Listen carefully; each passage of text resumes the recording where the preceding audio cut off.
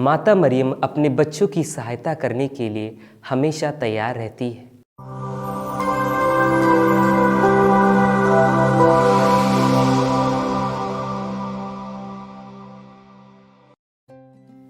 ख्रीस्त में मेरे प्यारे भाइयों तथा बहनों, आज हम सभी धन्य कुंवारी मरियम की एलिजाबेथ से भेंट का पर्व मना रहे हैं। आज के सुसमाचार में संत लूकस बहुत ही सुंदर तरीके से इस पर्व का वर्णन करते हैं। वैसे तो हम सभी माता मरियम के कई गुणों से परिचित हैं, जैसे कि वह निष्कलंक, निर्मल, कुंवारी, दयालु, नम्र तथा और भी बहुत से गुणों से भरपूर है। पर आज के सुसमाचार के आधार पर हम माता मरियम के दो महत्वपूर्ण गुणों के बारे में जानने का प्रयत्न करेंगे। पहला, आज के सुसमाचार के पहले वाक्य में हम पढ़ते हैं, उन दिनों मरियम पहाड़ी प्रदेश में यूदा के एक नगर के लिए शीघ्रता से चल पड़ी। आज संत लूकस हमें यह बताना चाहते हैं कि माता मरियम हमेशा अच्छे कार्यों को करने के लिए तत्पर रहती थी। इसलिए जैसे ही उसने स्वर्गदूत गब्रिएल से यह सुना कि उसकी कुटुंबिनी एलिजाबेथ भी गर्भवती है, तो वह शीघ्रता से उससे मिलने चल पड़ी और इस प्रकार उसने कलीसिया की पहली सेविका बनकर हमें एक अच्छा उदाहरण दिया। माता मरियम ईश्वर द्वारा चुनी गई थी, पर उसने कभी इस बात का घमंड नहीं किया, बल्कि निस्वार्थ भाव से अपनी कुटुंबिनी की सेवा की।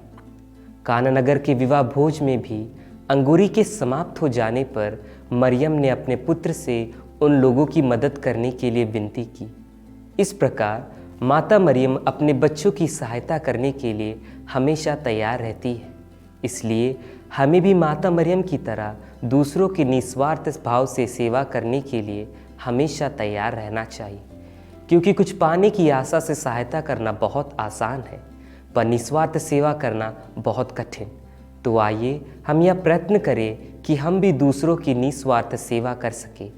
दूसरा, और धन्य है आप जिन्होंने यह विश्वास किया कि प्रभु ने आपसे जो कुछ कहा वह पूरा हो जाएगा।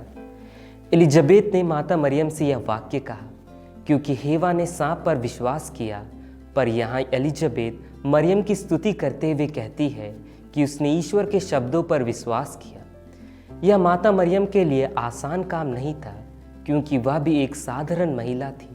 फिर भी उसने ईश्वर के वचनों पर विश्वास किया और कहा, देखिए मैं प्रभु की दासी हूँ, आपका कथन मुझ में पूरा हो जाए। वही विश्वास हमें भी ईश्वर पर रखना है, क्योंकि उसने हमें बनाया है, वह कभी हमारा गलत नहीं सोचता। जैसे माता मरियम ने ईश्वर के वचनों पर विश्वास किया और ईश्वर के वचनों को स्वीकार किया, उसी तरह हमें भी हमेशा ईश्वर के वचनों पर विश्वास करना चाहिए और उस पर चलना चाहिए, क्योंकि ईश्वर का वचन सच्चा और उसकी प्रतिज्ञा न्याय संगत है। जैसा कि हम संत यूहन्ना के सुसमाचार अध्याय 14 वाक्य 1 में पढ़ते हैं, ईश्वर में विश्वास करो और मुझ में भी विश्वास करो।